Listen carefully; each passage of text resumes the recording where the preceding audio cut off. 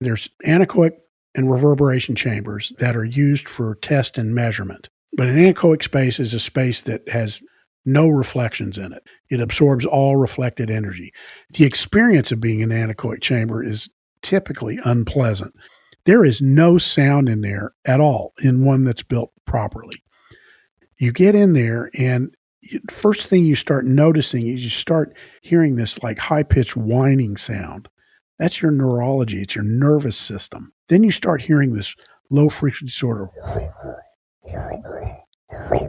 like that. And it's the blood rushing across your eardrum. So then they turn the lights out, and you've got nothing coming back. And you say, hello, and there's nothing.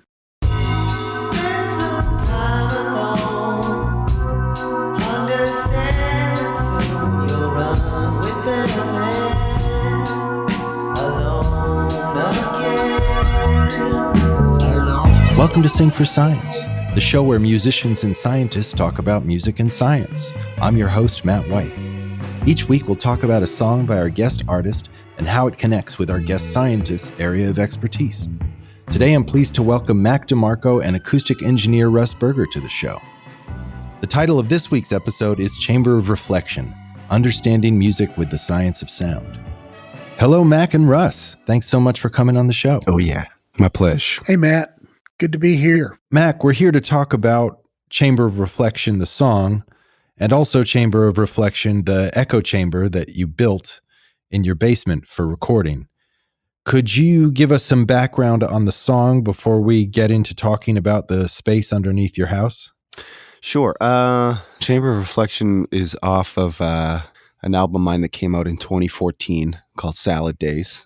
I recorded that record in New York and like right on Myrtle and Broadway. I had a little studio in this warehouse that we were living at. We're like kind of warehouse style thing. It was called the Meat Wall. It's no longer there. That is an evocative name. Yeah. But yeah, I made it back then. The title, it's actually it's a Masonic term as well. I don't really know too much about Masonry, but I have some in my family tree, some Masons, and Talking about the dark arts here. I mean, maybe, I don't know, who knows? But I guess the idea of the Chamber of Reflection in the Masonic religion or whatever you want to call it it's I think part of the initiation process of becoming a Mason, and you go in and there's some things you do in there. You spend a certain amount of time in there. I think there's some like strange objects in there, symbols of, there's things in there, and you spend some time in there, and you go in and you reflect on what you've done in your life up to that point. You kind of come to terms with everything, and then you leave this place as like a brand new man or person. It's like clean slate kind of, which I found kind of interesting because I related it a little bit to how I make records, especially back in those days where it was like, okay, lock myself in this, especially the place I recorded this record at had no windows. It was very much like a weird little cell, small room. Yeah, it felt like I was doing that to myself, making the record or something. So it was, yeah, that's kind of, I think, why I was interested by that terminology. But in other terms, a chamber of reflection is literally a chamber or a room or space where you shoot sound into, and then you mic it up. If it's bouncy in there, you get a nice extra layer to put on top of your whatever you want to send in there, vocals, drums, piano, doesn't matter. I don't know. I think it's kind of cute. I have that song, and it meant one thing for me at one point, and now I literally have a chamber of reflection under my home. Pretty good. Yeah. So I want to get into what your echo chamber does and how you built it, but first, I think it'd be helpful to get some basics on the physics of sound from Russ. Sound basically it's frequency and wavelength, which may or may not mean something to you, but frequency is how often something happens. And that's broken down into cycles per second. It's typically how many times something happens in a second. So a wave, we know what a wave is. A wave looks like a wave from the ocean. When it rolls in, there's a peak, and then there's a valley, and then there's a neutral part in the middle. And basically one cycle is going from neutral all the way up to a peak, and then all the way to a valley, and then back to neutral to rest. And sound is basically a bunch of peaks and valleys, rarefication and pressurization of molecules in the number of cycles that occur for frequency. For instance, mid-range frequency is something that we consider 1K is about 1 kilohertz or 1,000 cycles per second. The lower number of cycles, meaning the lower frequencies or a lower pitch sound. Higher than that, more cycles per second is things that occur up in the upper range. Our speech range is primarily between about 125 hertz and up to about 8K. And all our vowels and labials and those things all occur up to probably below 2K. And from 2K up to 8K and up in there, that's where our consonants and fricatives and T's talking are and S's sibilating. Our hearing range goes from the traditional is 20 to 20K. As you get older, that range starts getting reduced. You start losing the top end. Fortunately, our neurology is so closely tied to our hearing mechanisms that when it starts getting reduced, we make up for it in our mind. We know what we expect to hear if we're used to something, and our neurology can overcome it to a certain degree. Let's see, what else can I tell you about it? Piano is like the perfect instrument. It's percussion and melody and musical and frequency related. Its range runs from a little above 30 hertz up to 4,500 hertz, something like that. But there's all this harmonic content in it that comes off the strings. So you have the fundamental, but then there's all the harmonic content that goes on. And that adds richness and tone and helps us perceive pitch. We don't just hear pure tone, we hear the tone plus all the harmonics. And some of those harmonics reinforce, some of them actually detract or destroy some of the sound. Some are very pleasant harmonics, some are not. And then so when harmonics happen, I mean, on a guitar string, for example, the most substantial harmonic is at the midpoint between the top and the bottom of the string, right? Yep. That's the first harmonic. So it's all very mathematical. It is. There's a wonderful book called Gödel, Escher, Bach. And Gödel was a mathematician. Everybody knows who Bach was. And Escher is the wonderful artist who developed these mathematically very intriguing, unique fractal systems and other drawings and relationships to things. He was really amazing in that. Tessellated forms. I believe he developed tessellated forms and other things. At any rate, the book is interesting because it relates music to art to mathematics. And they're all very closely related. The same things apply. There's harmony, there's dissonance, there's texture, of course, there's frequency, there's rhythm. All those things are in architecture, they're in music, they're in math, they're in art. So it's a real interesting relationship. They're not that unusual. Mac, as you've uncovered more knowledge about the science of making music and sound, has it affected your process in any way for better or worse? Yeah, I mean, I get more interested in the nitty gritty of the recording side of things. I'm sure a lot of my fans would be like, just go back to the 8-track and make like really crazy sounding, like weird, crappy, like, and fair enough. I like the way those records sound, but now it's, I get really obsessed now with microphones and, what the preamplifier is. Like back in the day, I didn't care. It was like, oh, it has a phantom power switch. Like, thank God, but I try to keep this in mind a lot of the time where, with recording, there's no right or wrong way. Things turn out good, things turn out bad, but it's not like right or wrong. Like maybe, if you've like completely erased something with phase cancellation, like, okay, maybe that's not very right, but even today, because there's so much information that's available on the internet, I go online and I'm like, well, how do you mic this up? How do you do this? And you read all these things and you keep all of these things. It's like, oh, well, I should do this. There's all these guidelines set up. And then I feel like it's almost a footnote nowadays where at the end of some forum post or something, the pro audio guy will be like, but remember, there's no real rules. But it's like, but you just laid out all these rules. And like, now I'm going to, keep those in mind, and it is going to influence. And that's one thing I think about, from the time frame when I did Chamber of Reflection or any of those other recordings, is I really had no scope of that. It was like, well, this thing makes a delay sound. That's great. This is a mixing board, so I can put sounds together. Okay, fine. This is a microphone. I'll just use it. The real like true experimentation or like true just like unknowingness or something. It's hard to it's hard to come by now. I don't know. Yeah, right. Would you? Is it fair to say there's a certain amount of alchemy involved with music? Yeah, I think so. If you go right down to the bare bones of like how a microphone works, even it's like like magnets, like Yeah. electrical signal, especially on tape. It's like tape to me still is like okay, so there's this piece of plastic with all this dust on it that Mhm. somehow is taking this electrical signal and you're able to reproduce like that is insane to me. It's even more. I mean, the computer side of recording things where it's like pretty much ones and zeros, so many of them that it can make this, representation of like a sound form in the air or whatever. Like that's crazy too. But for some reason, I understand how that works a little bit better than this like elemental, like, oh yeah, well, it's like magnetic tape dust. It's like, what? Yeah. Like pixie dust? Like, what are you talking about? Or speakers. Speakers too. You're pretty much just vibrating a piece of cardboard. I mean, now I don't really know what speaker cones are made out of, but yeah, like it's very bizarre. It's very bizarre. Yeah. So Russ, while we're here, what is happening when a sound is coming out of a speaker? It's pushing air, but how's it doing it?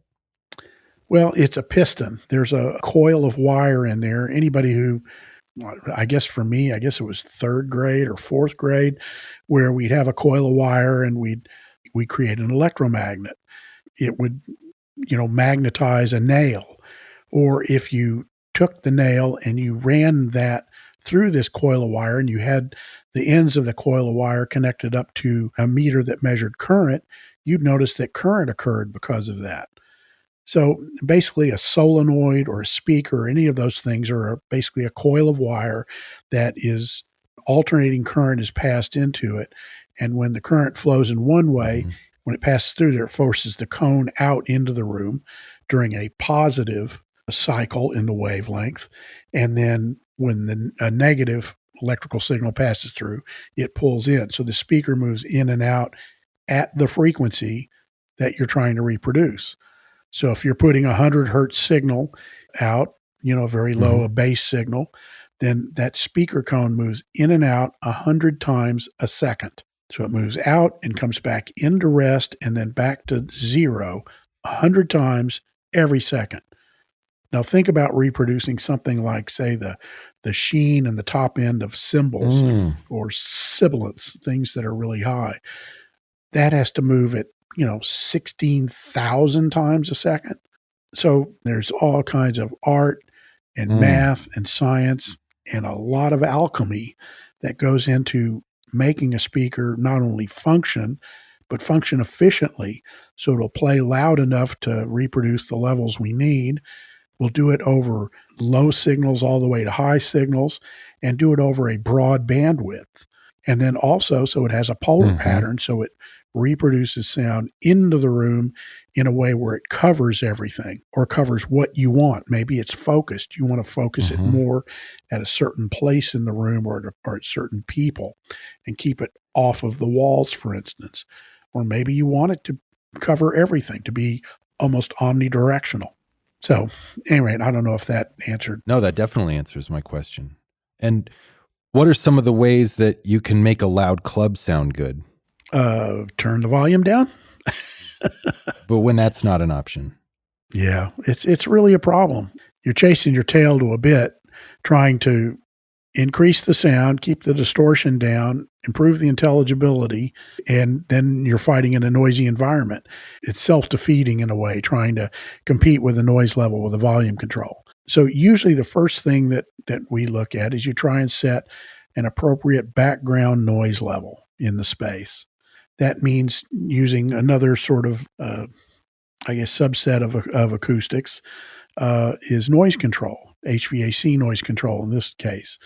So you try and make sure that the background noise level is low enough so that you're preserving the quality of sound that's there. If you're trying to compete with a noisy crowd, well, then they're not there to hear your music. You're not, you're going to force it on them. I mean, I'm sorry. This is now we're getting into philosophical discussion here.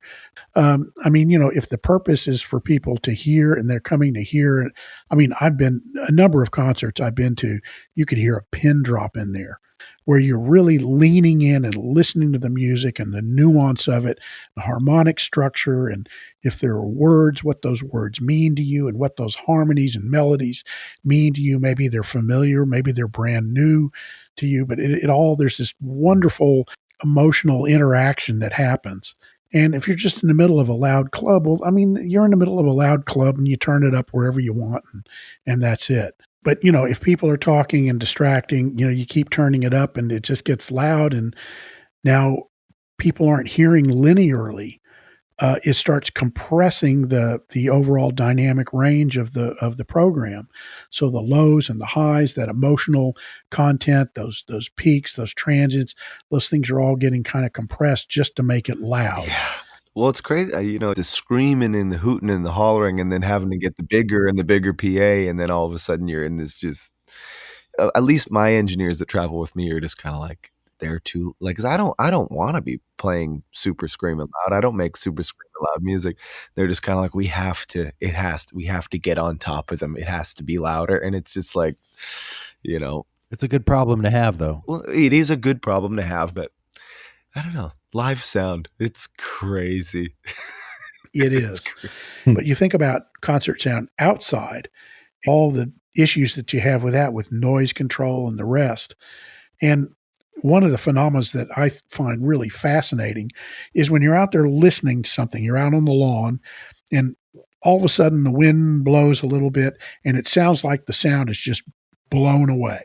It just all of a sudden goes dark, and then all of a sudden it'll come back when the wind stops. It turns out it's not the wind. I mean, it is the wind, but it's not sound being blown away by the wind.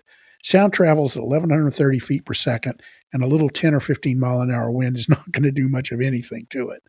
What's happening is the wind is moving a big ball of thermal energy or thermal difference, in essence, a weather front between the speaker and the listener, you out in the lawn. So if it blows a big blob of cold air in there, when sound hits that, it bends it down into the ground. If it's a hot day or there's hot thermals and it blows hot air across it, it actually bends the sound up and past you. Russ, you mentioned a term a minute ago some people might not know. You were saying how turning up the sound too loud takes away detail in the music and compresses the transients. What is a transient? Well, let's say a gunshot or a drum hit or plucking a guitar string. That initial ping, that pop that comes out of there, that's a transient. Interestingly enough, high transients can really affect hearing and cause hearing damage.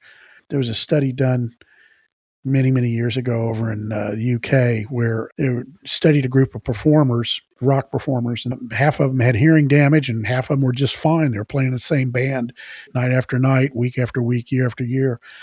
And it turns out the ones that had hearing damage, there was a correlation between them drinking and typically marijuana, but not hallucinogens or that, but drugs that sort of retarded your physical response. The smallest muscle in the body is called the stapedius muscle. It's a muscle in the inner ear, and it acts like a little limiter. So whenever it senses a really loud transient, it triggers and shuts down to protect the inner ear from loud noises. You've heard this if you've ever been, you've been on the front line and you got the drummer behind you whacking on the snare drum, and sometimes your ear will go into spasm where it goes, "Eh, eh, eh." You can just feel it like shutting down and almost spasming. Well, that's the stapedius muscle.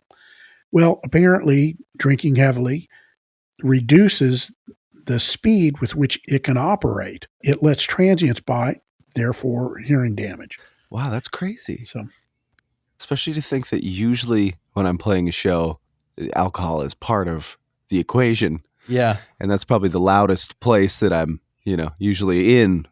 Yeah. Well, no shows right now, but for the most, wow, that's insane. Huh. Well, you heard it here, folks. Got to ease up on the hooch. or just control your levels. Well, we're about at the midpoint of the show, and Mac, I'm dying to hear the sound of the chamber of reflection, as it were, that you built in your basement. Could we get a taste of what it sounds like? Sure. Let's see. There may be some strange sounds. Is what the thing about the chamber is that it's not.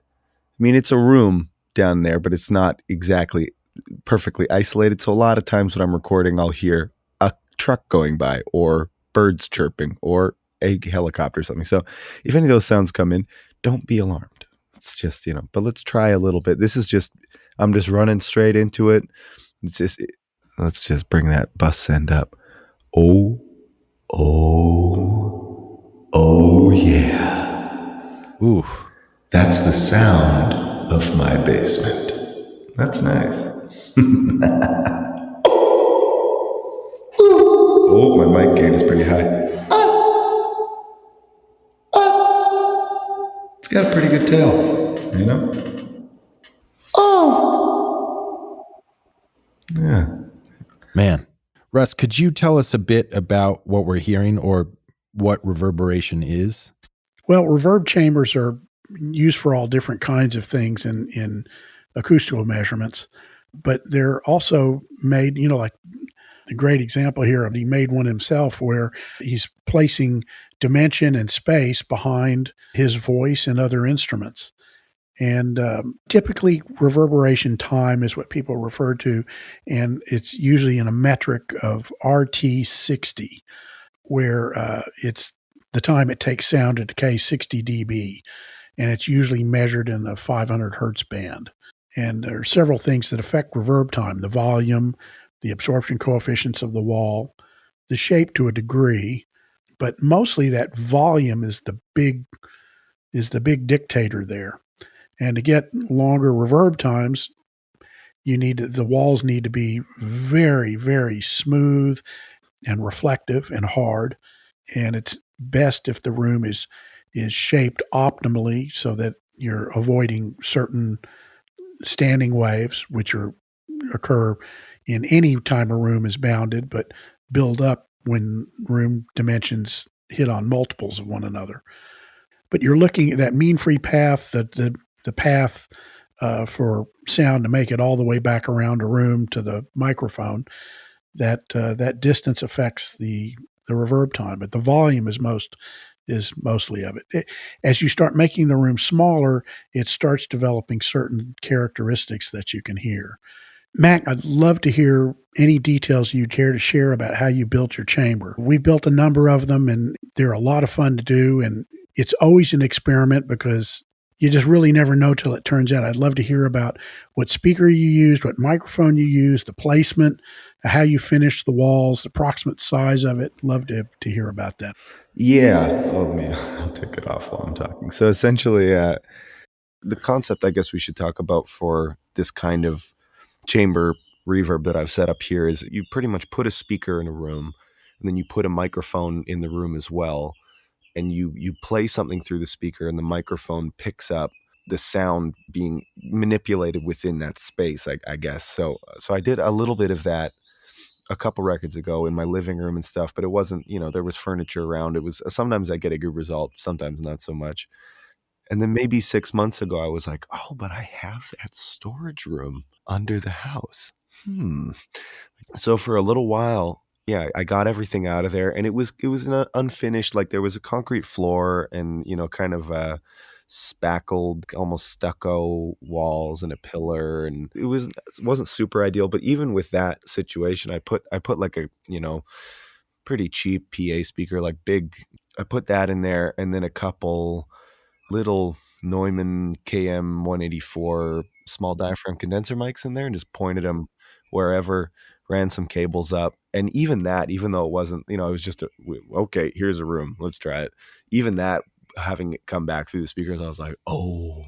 And eventually I was like, I want this to be a little bit, because that was the thing when I had it in there and nothing was, it was just the room, the way that the room had been before I put anything in there. The time was relatively short. It was cool because it gave it a sense of like 3D, it was a space all of a sudden. But I called my contractors and I was kind of like, it's not, I didn't really do any extreme research or anything. I just called my guys and was like, coat the walls in concrete, like just go for it. And they were like, okay, like, what are you doing down here? And I was like, don't worry about it, just do it. And they were like, okay, fine.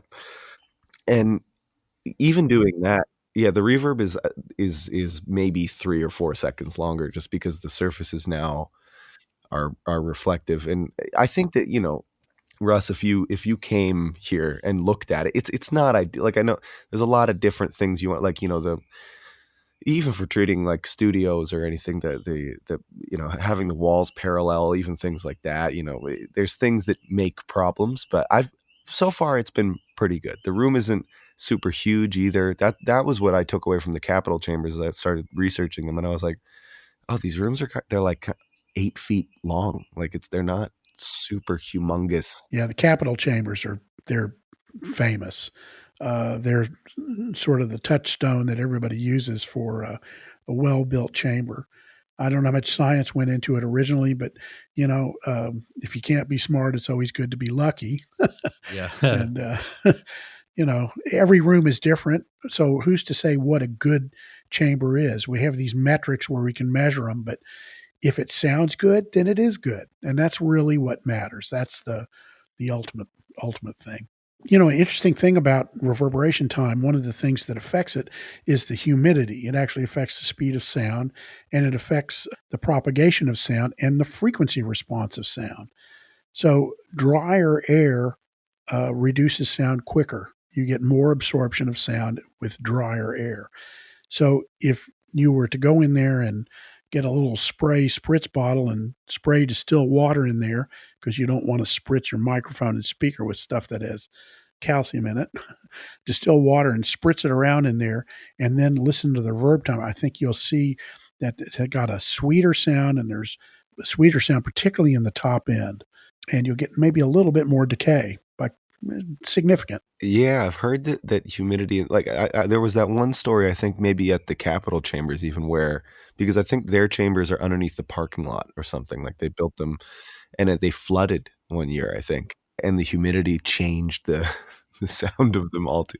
That's the funniest thing to me. All these like legendary old chambers, it's like, oh, somebody changed the paint one year and they're like, oh my God, like what happened to our sound? We got to change the paint back. Like, what's going on? It's that's some real science stuff. It's well, like, yeah, no, I mean, but if you think about, like, so are you from Toronto? I'm from Edmonton, Alberta, west side of Canada. But you're familiar with the sound of a cold winter night. Oh yeah, Toronto ain't got nothing on us, I'll tell you. Yeah, just the sound of, like walking in New York City on a winter night, the sound of those shoes on the sidewalk in January is something completely different from July. Oh yeah. It's really wild, and there's a quietness that I love about the winter. It's interesting in places like that too, because you really do feel a difference in New York, because it gets like so thick and hot in the summer, and then, I mean, it's still pretty like humid in the winter, but everything just slows right down. It gets freezing cold. But yeah, totally. I don't know. It's wild. It's wild. It just comes back to that magic thing where it's like, oh yeah, sound is like air rippling or something, and like, depending on getting pressed against my ear. Yeah, exactly. And like what temperature's your ear, what temperature's the air, like, it's really crazy. It's crazy. I know. It's really amazing. Bananas. Russ, what are some other crazy things about sound that you could tell us? Well, we have small hairs on our face, and they can actually pick up frequencies that are much, much higher, significantly higher than our range of hearing through our ears. Perceiving sound is a multidimensional experience. There's the tactile feel of vibration through the body. There's the impact of sound on your body, on resonating different parts of the body cavities. They all are slightly different and respond differently. And then, of course, there's our ears. And then also this tactile experience that we get from extreme high frequencies on the face.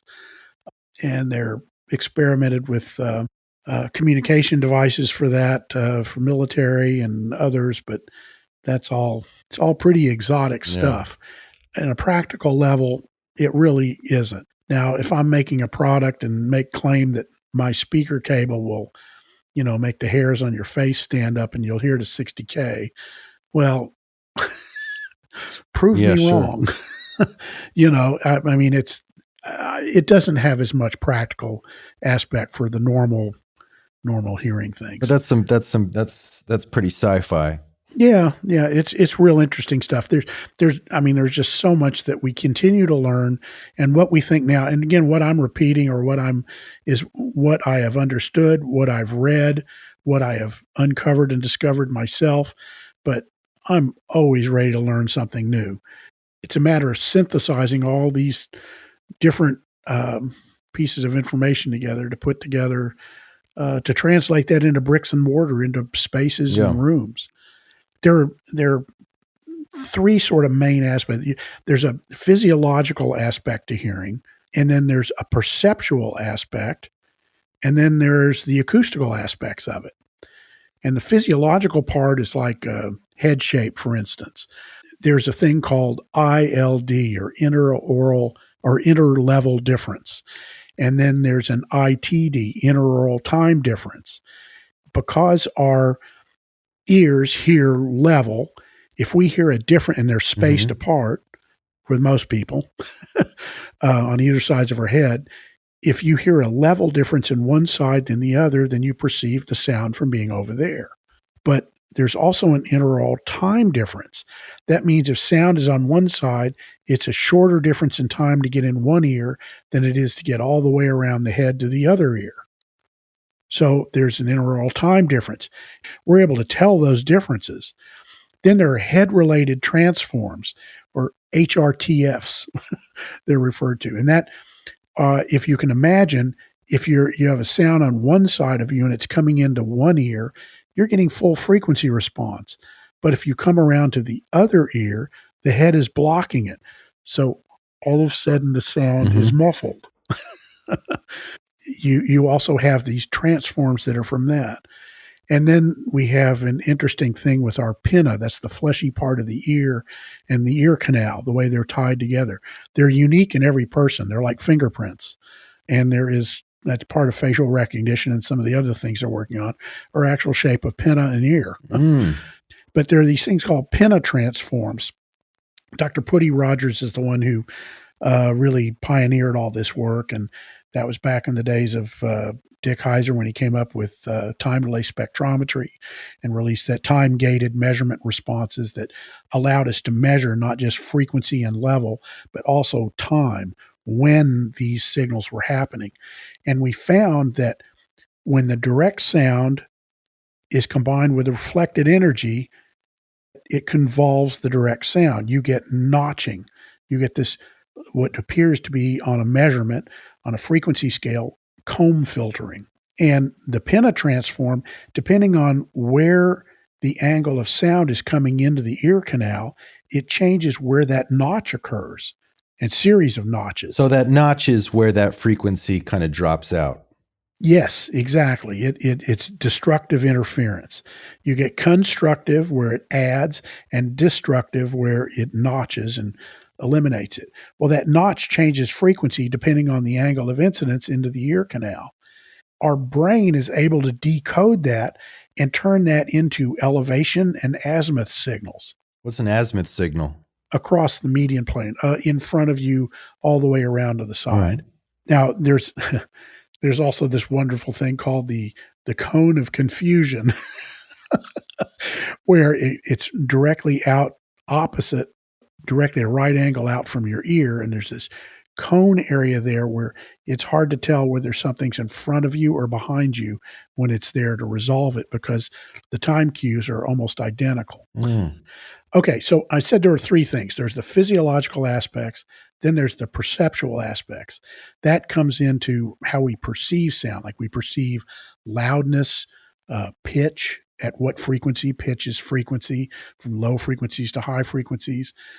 Perceptual aspect would be localization. Is it coming from the left or the right or above? And then envelopment, or is this sound wrapping around me? Is it coming over me, under me? How am I, those are the perceptual aspects of it. And those are all affected by a variety of different influences. So is perhaps one of the reasons why listening to music with reverb is so pleasant is because it gives all these senses a run for their money? It does. You hear reverb, and reverberation always sort of indicates, again, reverb is decay over time. Right. So when you have a transient in a room or an acoustical event, you have the initial transient and then you have the decay, and sound bounces around the room and returns back to you, the listener, and you have an impression of how big the room is, the size of it, the shape, what the finishes are, your placement in the room. Are you standing right next to a wall? You're out in the middle of the room. And this reverberation simulates that sound when you're out in a cathedral or in a church or in a large volume space. It simulates that. But the reverb is only coming in a stereo recording from the front, Right. from two areas. So its ability to wrap around you and envelop you is limited. But again, our brain is so wonderful. It starts interpolating and leaving you with if you're just squinting one eye down and listening hard, well, then you're going to go, oh, it's only coming from up there. Mm-hmm. But if you're into the music and you've given yourself over to the experience, your brain will start filling in and creating that envelopment. Oh, so do you know anything about how, when we were talking about the microscopic hairs on our face being able to detect higher frequencies, are there other parts of the body that correlate with certain other resonant frequencies? Absolutely. The resonant frequency of the chest cavity is somewhere around 60 to 70 hertz. And if you'll notice, most consumer speakers, there's a big bump there. So, man, I really feel this in my chest, man. It's really thumping, man. Great bass. The stomach is around 4 to 8 hertz. Shoulders about the same. Lungs are kind of in that lower 5 hertz range. Hands and arms are up around 20, maybe 20 to 70 hertz. And so that just means that structurally they vibrate harmonically, where they respond with that frequency. Yep.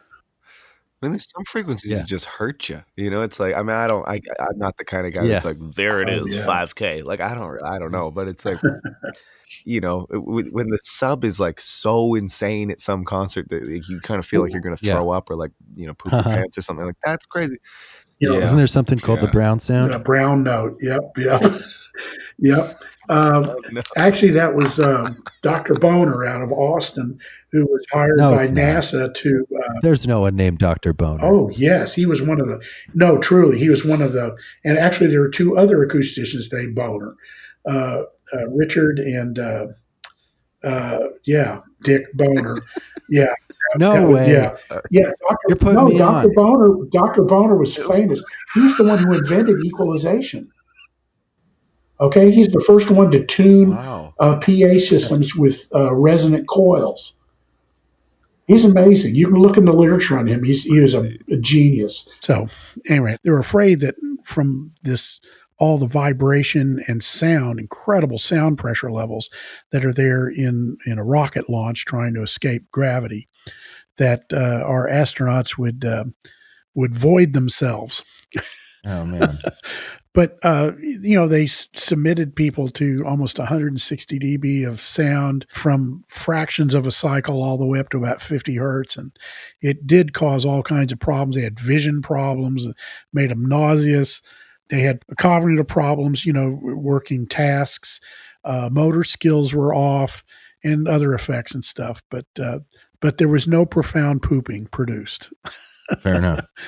Well, on that note, so to speak, it's about time for us three to wrap up. Mac, thanks for taking us into your basement. And no problem. Russ, thanks for giving us a good education on the physics of sound. Thanks, Matt. Thanks, Mac. Great to be here. Okay, take care, guys. Yeah, God bless you. Be sure to keep an ear out for Mac's next release when he puts out 2 sets of demo records from the Here Comes the Cowboy album. And you can see some of Russ's design work at his company's website, rbdg.com. Today's show featured original music by Panoram and was co-produced with The Talkhouse. Special thanks to Chris Taylor, Michelle Cable, and Josh Lewis at Urban Recording Company. And if you like what you heard, please subscribe to Sing for Science and check out our other episodes.